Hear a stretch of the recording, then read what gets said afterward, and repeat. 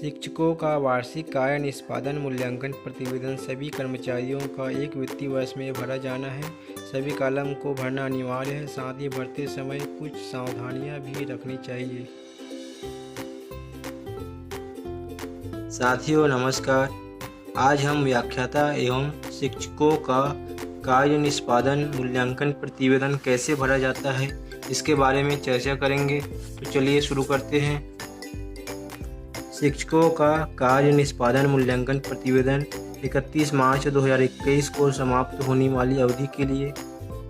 भाग 1। अधिकारी का पूरा नाम हिंदी में अंग्रेजी में, अधिकारी का नाम, जन्म तिथि अंकों में शब्दों में, वर्तमान पद, नियुक्ति का दिनांक, पदोन्नति का दिनांक, संस्था का नाम, श्रेणी, कार्य का प्रकार, इसमें अकादमिक आएगा।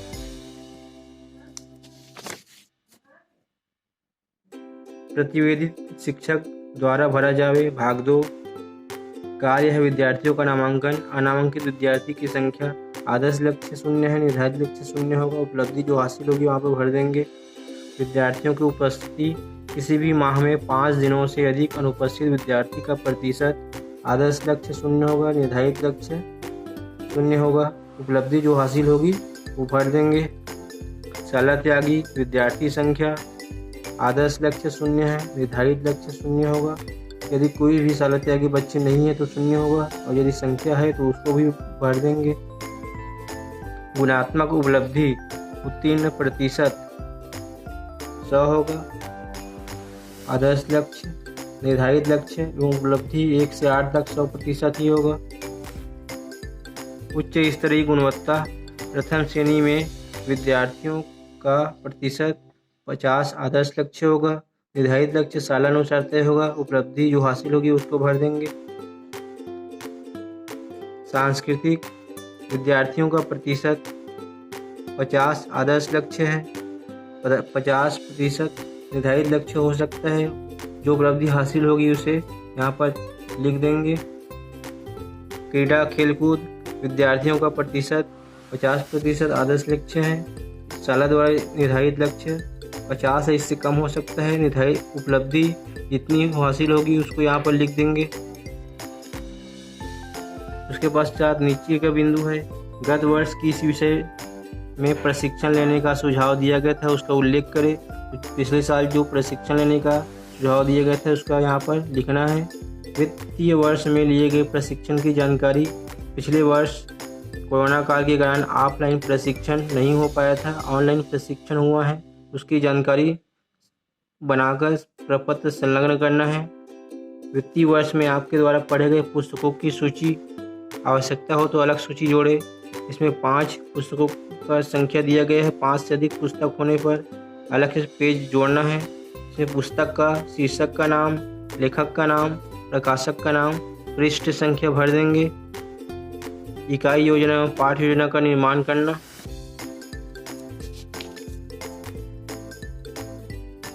इकाई योजना की संख्या यहाँ पर लिख देंगे। पाठ योजना की संख्या भी भर देंगे।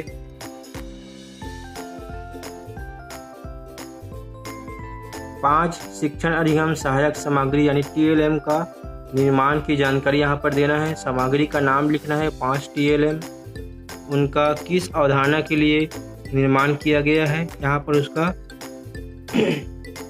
लिखेंगे, किस अवधारणा के लिए है। विद्यार्थियों का सतत एवं व्यापक मूल्यांकन करना। प्रथम सत्र परीक्षा के पूर्व जो विषय में आपने मूल्यांकन किया है उन विषयों का नाम लिखेंगे एवं जिन तारीख को, दिनांक को आपने उसका मूल्यांकन किया है जून से लेकर सितंबर तक, उस तारीख को यहाँ पर भर देंगे। प्रथम तथा द्वितीय सत्र परीक्षा के मध्य मूल्यांकित विषय का नाम लिखेंगे। सितंबर से लेकर दिसंबर तक की तारीख यहाँ पर भर देंगे।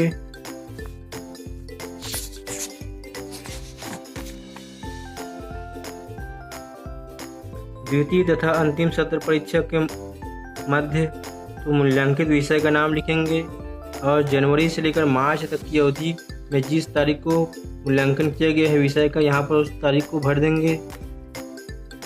निदानात्मक परीक्षण लेना, उपचारात्मक शिक्षण जिस तारीख को ली गई है उस तारीख को और जिस विषय के लिए गए उस विषय का नाम यहाँ पर लिख देंगे। बच्चों की संख्या यहाँ पर भरते जाएंगे।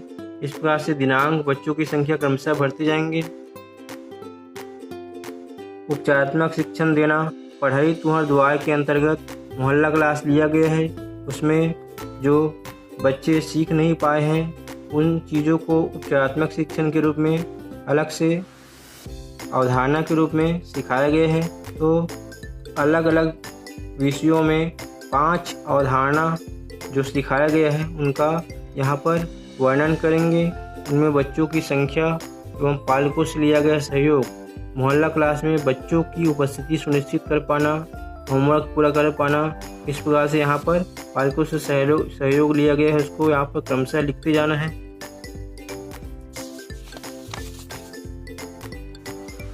विद्यार्थियों की उपस्थिति बढ़ाने हेतु पालक संपर्क, तो यहाँ पर बच्चों का नाम लिख देना है। पालक से जिस तारीख को संपर्क किया गया है उस तारीख या दिनांक को यहाँ पर लिख देंगे। अंतिम परिणाम, अध्ययन कक्षा में बच्चों की उपस्थिति में वृद्धि, पालकों द्वारा रुचि, इस प्रकार का परिणाम जो आएगा उसको क्रमशः यहाँ पर लिखते जाएंगे। सांस्कृतिक गतिविधियाँ, तो सांस्कृतिक गतिविधि का दिनांक लिखेंगे। उसमें आपकी सहभागिता, बच्चों के साथ मिलकर आपने जो कार्य किया है उसको यहाँ पर लिख देंगे।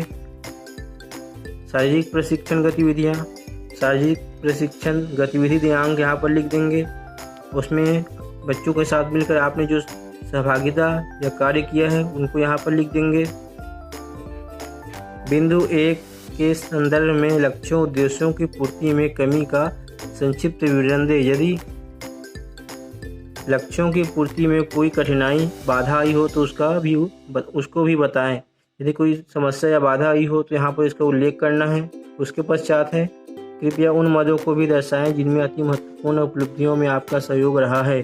तो जो महत्वपूर्ण उपलब्धि में आपका सहयोग रहा है उसका भी यहाँ उल्लेख करना है। उसके पश्चात शिक्षक का हस्ताक्षर रहेगा, पूरा नाम होगा, कर्मचारी कोड होगा और साथ में मोबाइल नंबर भी यहाँ पर लिख देंगे।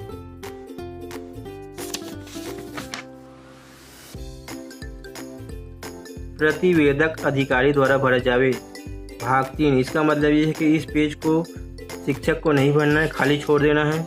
इस पेज को छोड़ देंगे। कार्य की गुणवत्ता, इस पेज को भी खाली छोड़ देंगे। कार्य के प्रति दृष्टिकोण, यह पेज भी खाली छूटेगा। भावना, इस पेज को भी छोड़ देना है।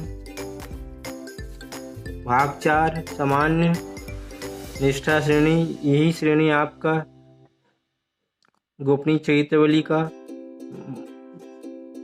मूल लक्ष्य होगा। इसी को भरा जाएगा उत्कृष्ट अधिकारी द्वारा। बहुत अच्छा, औसत से कम, ये श्रेणी अधिकारी द्वारा तय किया जाएगा। भाग 5, समीक्षक अधिकारी की टीप। भाग 6, स्वीकृत अधिकारी की टीप, इसको खाली छोड़ देंगे। अंतिम पेज है